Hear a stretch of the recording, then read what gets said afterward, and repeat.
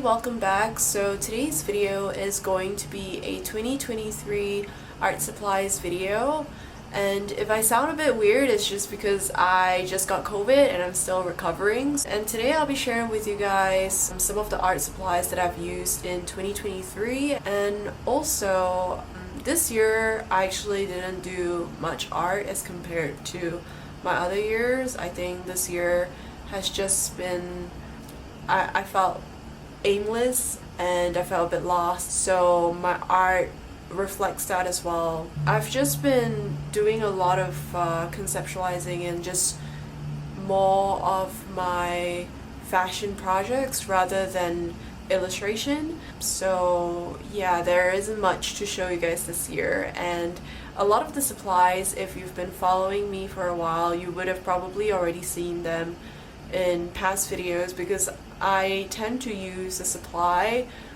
until I find a better one to replace it. So if it's good and it works, I'll just keep using it. So I'll just go ahead and share with you guys my 2023 art supplies and where I got them, and like the art that I did with them and how I used them and things like that.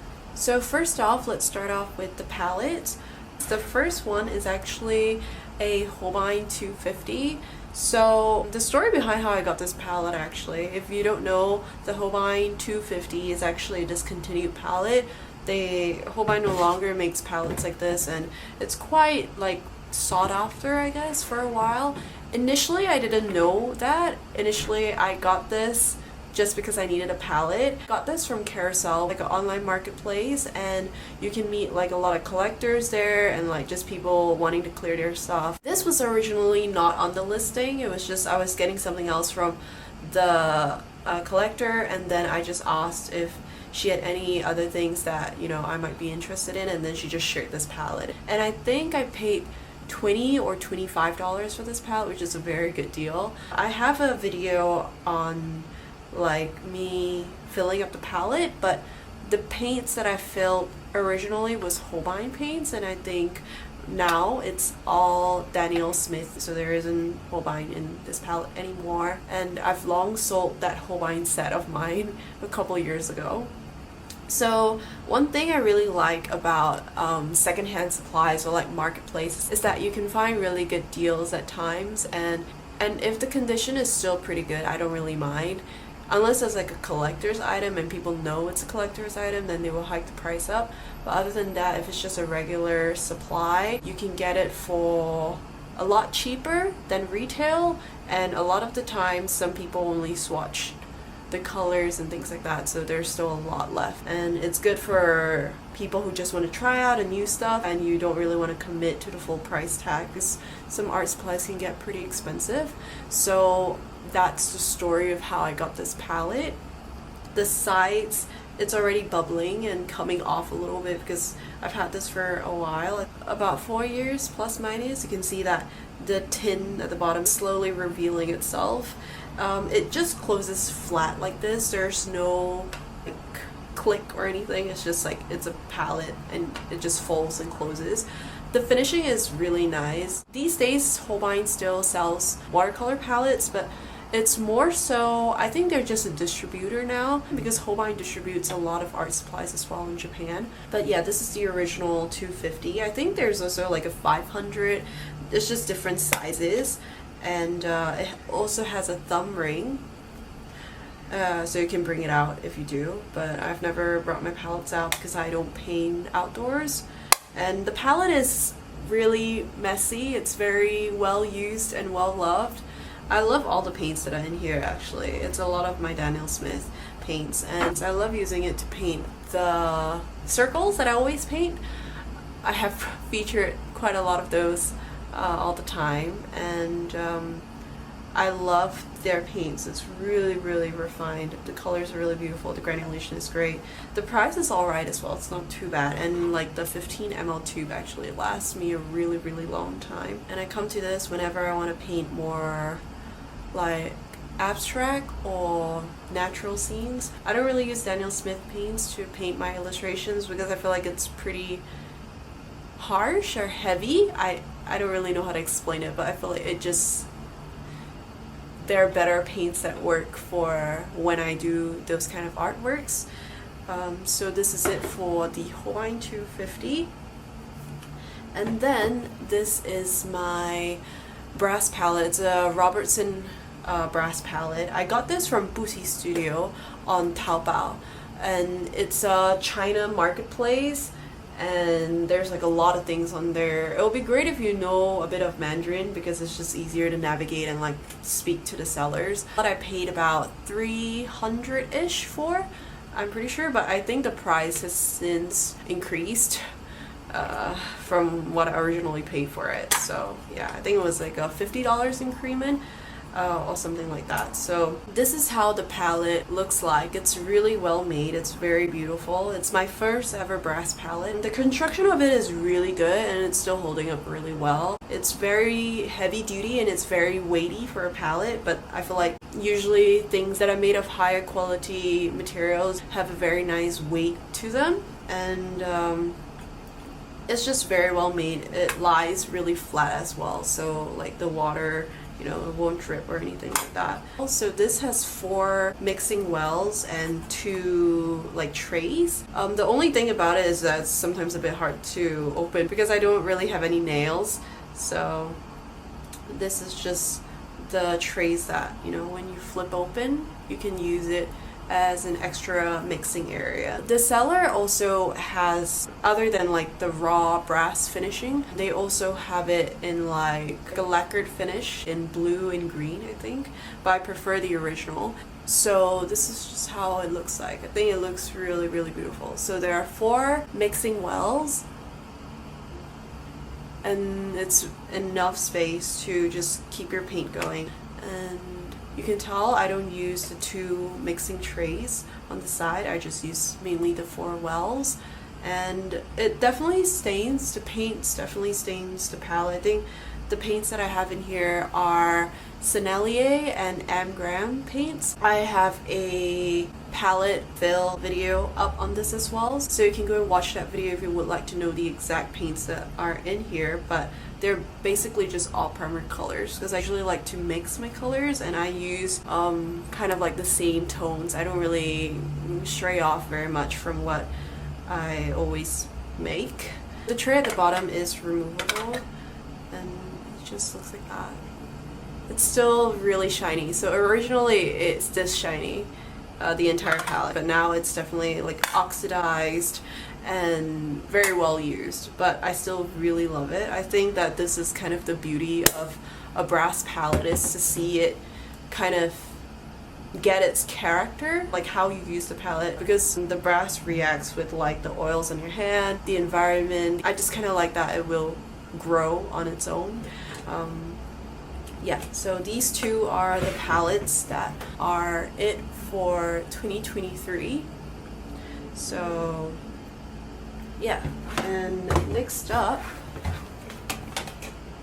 I've got my drawing and writing instruments. It's a mechanical pencil that I've been using for a while now. I think it's been about 3-4 years. It's this Kaweco brass pencil. So Kaweco is like a German brand, and this is a 0.7 mechanical pencil. I really like it because it's very weighty.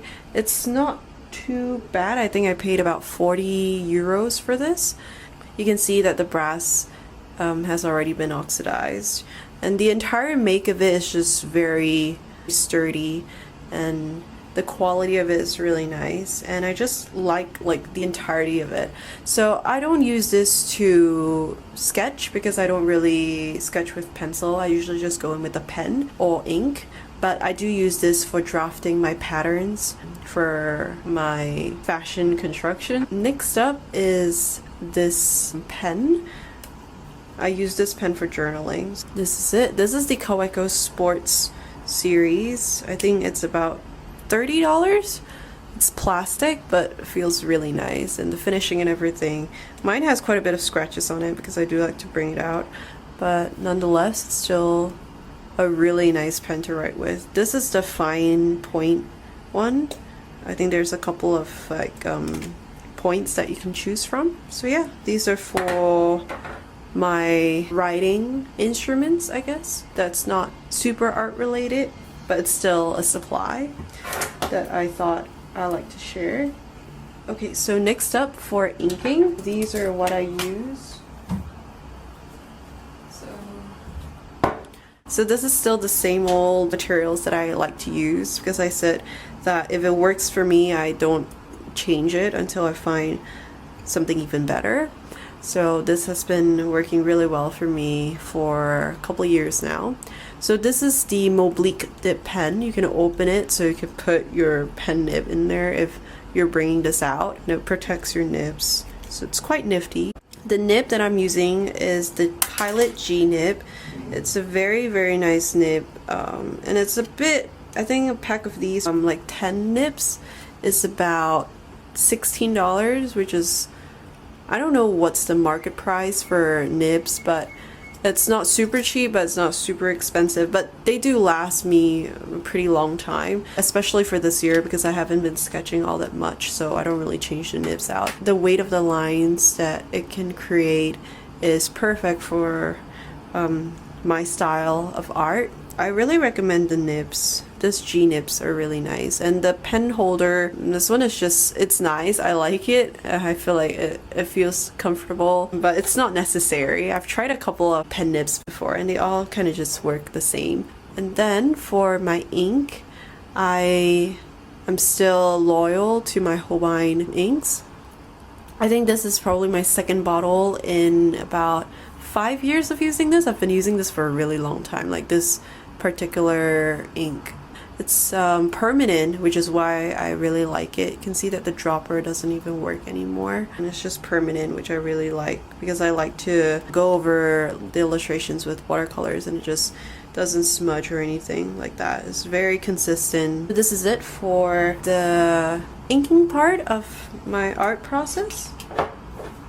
I've got my brush pens. The one that I always share with you guys is the one in black, but this time around I also got one in sepia. So this is it. It's just brown. This one is still pretty inky, and actually I do like to use this with water, so I always have like a glass of water beside me, and then I would just dilute the ink by dipping this into the water and then painting over what I want to paint with. So you can use this to add just detailing, or you can use it for the entire piece, really, because that's usually what I do. And then once I lay the color down, I'll just pat it dry with the towel before it dries, and then it leaves quite a beautiful skin tone. Next up are the two brushes that I have enjoyed this year, last year, and the year before. I've been using these brushes for quite some time as well, especially the silver black velvet one. So fun fact, these both, I've got it from Carousel as well, from other like artists, and I think I've got it for a pretty good price as well, like definitely a fraction of the market price. So this is the silver black velvet in a size 8. It's a travel size brush. These both are travel size brushes, but I just bought them because I just like how they look like. You can see that I've used it so much that the writing has already been rubbed off. But this one is slightly out of shape, but it still works really nice. It still goes to like a fine point when it's wet. And then this one is the Escoda Reserva in size 2. I have a couple of these in different sizes. Yeah, they are all pretty lightweight as well, and they keep to their points pretty nicely even after a lot of use. And I usually use this one, the small size 2, for the circular paintings, and this one I just use for my illustrations because it's a bit broader. Okay, and then I've also been using quite a bit of oil pastels this year. So I got this from Amazon. I think it was on sale when I got it. I got it for about $120. This is the 48 set Zinelli oil pastels, and this is how they look like right now. Really messy, because I'm a very messy user. I don't really clean the pastels after using or before I use. I just use it like this, so there's a lot of cross-contamination of colors. This is just how it looks like. Yeah, there's still some that are quite untouched, like this one. this yellow ochre. These are really nice quality art supplies, but I haven't used much of oil pastels to, like, I don't really have any comparisons to compare this with, but it's just that my experience while working with these pastels were great. They're really creamy, very pigmented, very beautiful. The colors work pretty nicely together as well, and you can tell that the colors that I use very often are the blues and the whites. And I actually even got this big version for the whites because I use it a lot for blending, I guess. Like, I do a lot of skies and then I always have white in there. This is how they look like, and they're really nice. But I've also heard great things about neo pastels, but I don't think I'll be trying those out because this will last me a lifetime. You can tell that there's still quite a bit. Yeah, I really enjoy playing with these as well. And I've also got my iPad. So this iPad I've got for quite some time already, actually, maybe like 3 years ago. So the app that I like to use is Procreate, I think, which is like the most popular app in terms for artists. It's actually an app that my friend recommended to me a really long time ago because she is an animator. And I like to use this for sketching my collections at times and just writing down notes, and also on like construction, if I need to figure out how to make something, I just like to have them sketched on here. It's very convenient, it's very simple. This is just some random sketches that I did. So I'll share with you guys how easy it is. I don't really have any specific or interesting brushes. I just like to use the preset. So for inking, I just like to use the technical pen. And then you can just adjust the opacity and the weight of the line on the side, and the layers are on the top, eraser and the tools. And the pencil is very intuitive. It's almost like having the supply with you. But the thing is that I still prefer traditional materials. It's very user-friendly. And in the past, I've tried digital art before, but it's with a tablet and a monitor, and that one is quite difficult. But with the iPad, it's very simple, like, because you're just drawing directly on the screen. It's very easy to understand and coordinate. So I'll just share with you guys how quick it is to just do up a sketch.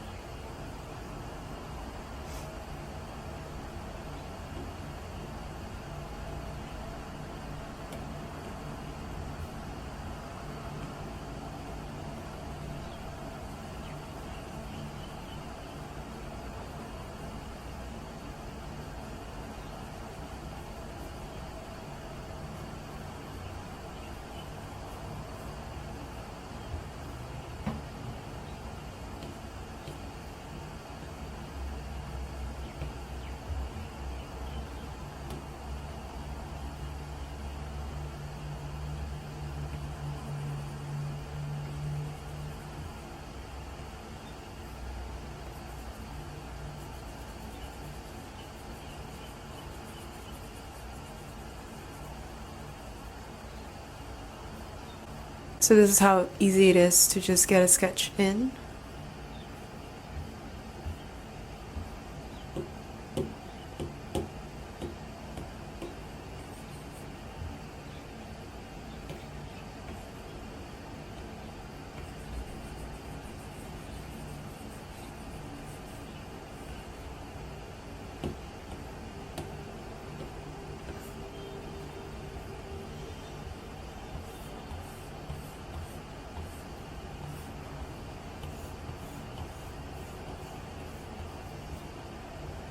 The objective of me using this is primarily to build my collection, less of like just sketching and things like that, because I still really enjoy the traditional side of like using tangible materials and seeing the textures in real life. This is it for the digital part of my supplies.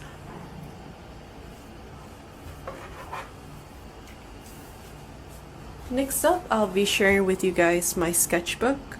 So this is my 2023 sketchbook, and you can tell that I'm not even halfway through, so this year has been really dry. And I also use this as a journal to write down my thoughts at times. So this is the Fabriano Quadrato Artist Journal.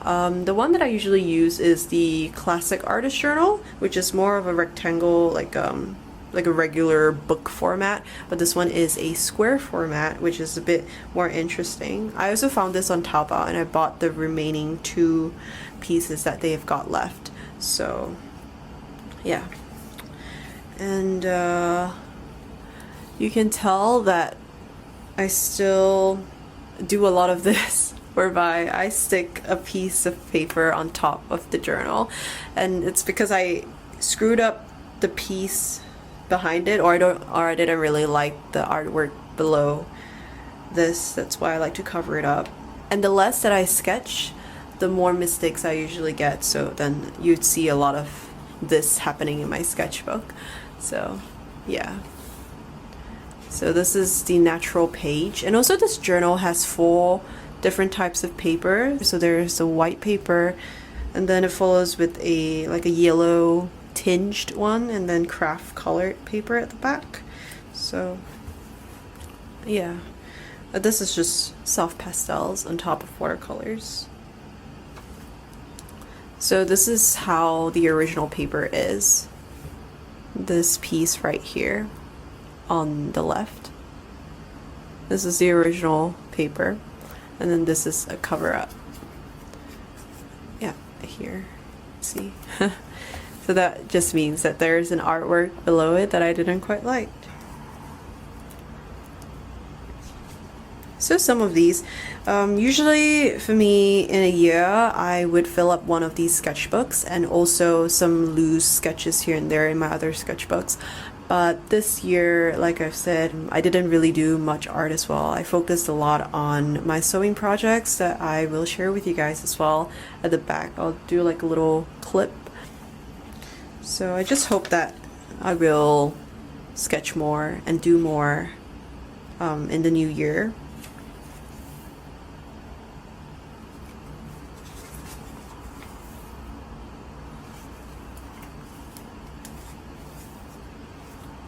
Another favorite supply is actually this Vivianite paint.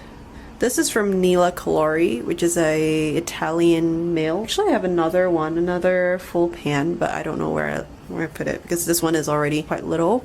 So the paint is very, very beautiful, but I don't use it for other things except for painting these kind of like landscapes, silhouettes of cities. I love the granulation on it. It's very beautiful on Stillman and burn paper. And also it doesn't really stain, so it's very easy to like wash off, and with that you can create effects of like fog and things like that. So this is made with the Sepia Pentel brush pen. So what I do is just, these two are actually the same. It's both this pen, but this one is just that I left it as it is, and then this one I just pat it dry with a towel after putting down the color. With the same supply, you can actually get quite varying tones of brown from it just by adding water to it, diluting it, and like letting it set and then drying it and things like that. You can get quite a bit of effects from just that alone. So I think that this is all for today's video. Hopefully you guys enjoyed it and know a little bit more about the supplies that I use. And I just hope that in the new year I will have a better sense of direction in terms of like where I want to go and like things that I want to do with my life. And also I think this year has been one of quite a bit of lessons for me. Health is very important, and happiness is really important as well. And I wish that for you guys as well. Hopefully you guys enjoyed it, and I hope to see you guys very soon in my next one. Have a happy new year. Bye!